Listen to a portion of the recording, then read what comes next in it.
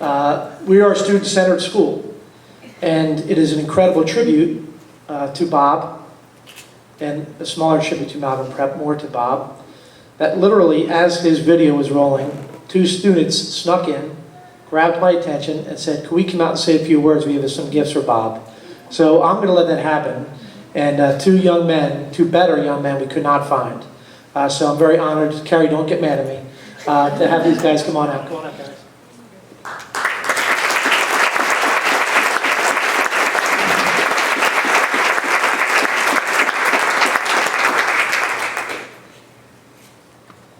Good afternoon, everyone. My name's Ryan Franks, and I've had the honor of having Captain Boyce over here for 2 whole years of chemistry. As we heard he was retiring, we really wanted to do something special for him. And, there's so much we could thank him for, and this is just such a little thing we could, do to just show him our appreciation. And there can't be enough said to thank Mr. Boyce. We saw this beautiful video of him. All of us students, we truly love and appreciate him. Every day when we go to class, he makes us laugh, he jokes around. We love hearing his stories about the Navy, about when he worked at the power plant. So what we decided to do is we got him a shirt, and we thought of all of his famous sayings. I don't know if you have spent one day with Mr. Boyce in his chemistry class, but he has a ton of just wonderful, hilarious sayings that we had. And at first, we started to make a list. We said, all right, let's get his top 10 famous sayings. The list automatically went to like 150. We were like, wow, we cannot fit all of these on one thing. So we just took our favorite. One thing that I will always remember from Mr. Boyce's class is that moles react with moles. All right. So we had that nice and big on his shirt. We have a bunch of other ones. One of his favorite things is when we go around the class, he's asking us questions. He says, "Who wants the next bite of the apple?" That's one of his famous ones. One of our favorite things to do every day is take a popper in his class, and that is a pop quiz, and it is definitely not a surprise because it comes every day. And right here we have, we got him a mug, and on the mug is his initials, and it's actually a beaker, so it looks like a beaker, but it's a coffee mug. So Mr. Boyce, this is just a small token of our appreciation. We love you so much, and we're going to miss you.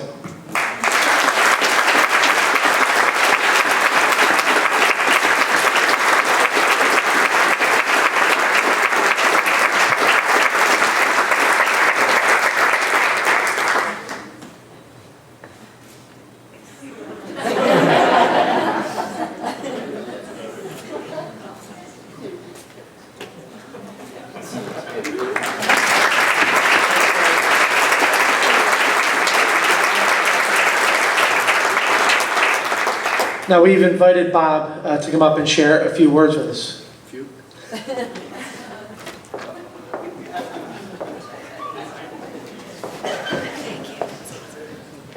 Carrie, I told you it would take a few minutes if this was going to go on. First of all, I had to make sure I had the right talk because I gave a talk yesterday and it's very different than the talk today. And it didn't rain, so I had to give it.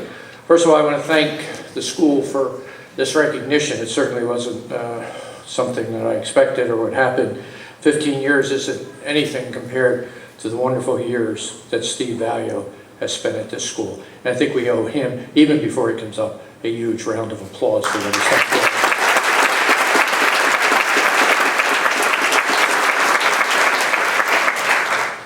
Father said a lot of the right words about how I got here. Yes, I spent 26 years in the Navy, but I'm so thrilled that before I got in the Navy, I spent 4 years at the University of Pennsylvania. My time before that at Monsignor Bonner and then St. Cyril of Alexandria. While after 12 years of Catholicism, going to Penn was a real shocker. But what wasn't was the loving care that the people that taught us. And in the audience is Dr. Joe Bordone. Doctor was then a professor of electrical engineering, and that was my major. And between him and my advisor, Dr. Shen, without whose help I would have never gotten through, because I was in class with all the kids that knew what those funky little S are. I had never seen a differential or an integral at honor, so I was behind the 8 ball.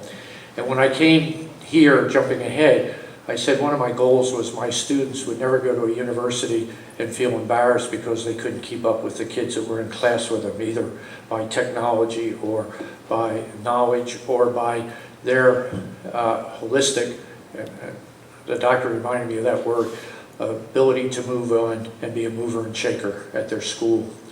So after I finished the 26 years in the Navy, I had 7 children, and it was time then to move on so I could pay for their educations, among other things. And I went to the power plant, which was a job, and it paid very well.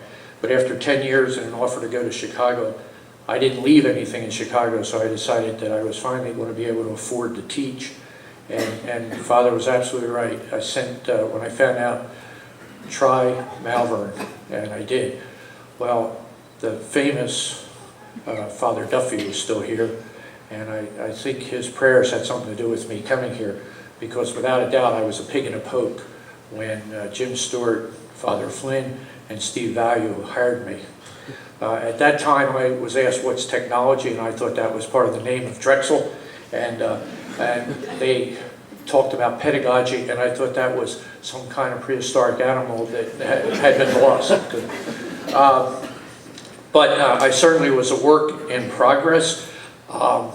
Steve was in my classroom aperiodically, that meant every other day, and I would get comments like, don't use a yellow marker, you can't see it. You know, it's, oh, all right. So I didn't know what a smart board was, but I could write on a whiteboard, so I did.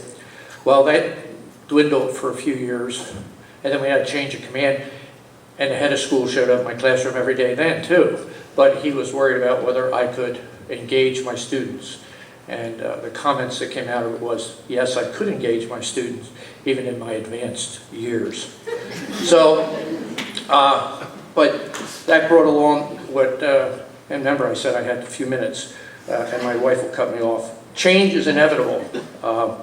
I went through the church going from Latin to English to say the Mass. I was in the submarine service when we went from diesels to nuclear-powered ships, which is a major change. I went from a slide rule to a handheld calculator. I went from war to terrorism. And I went from plain old teaching to problem or based learning from projects. And then I realized that when I came here, and Tom Stewart, who you heard, my first 2 months, he said, Bob, we do a project where we have the students determine an unknown chemical. I said, that's pretty project-based, and we did every year. So we were ahead of our time. We didn't know it, but we were. But more importantly, what Malvern brought to me, because I learned more at Malvern than I think I brought to them, was the students. And someone said to me very recently, you have a great team that you work with, but the student, you have to be involved. It has to be a passion to teach. And part of that passion for me personally was when Father asked me to be part of the MECO program, the senior retreat program. I've spent more quality hours with students walking a trail with them than you could learn anyplace else. There's no place in the classroom you can learn that and share that. And when we wanted to learn about the world, Larry Legner let me go to Camden. When my family heard I was going to Camden, they couldn't figure that out. That's the only thing Camden was an impediment to getting to the shore when I was growing up. So we went there, and I learned so much more about what was going on, and my students learned it.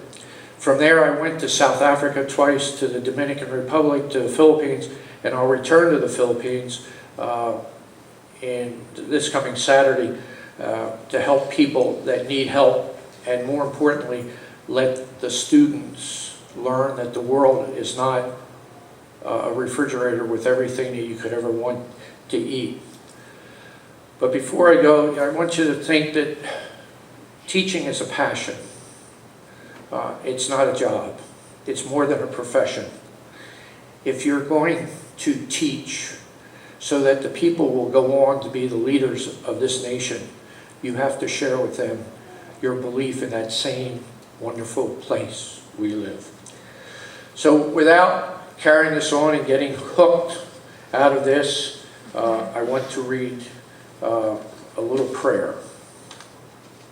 And my wife, who has heard this so many times when I have spoken, it is from my background. May the road rise to meet you. May the wind be always at your back. May the sun shine warm upon your face. The rain fall softly upon you. And until we meet again, may God hold you in the palm of his hand. God bless you, Malvern.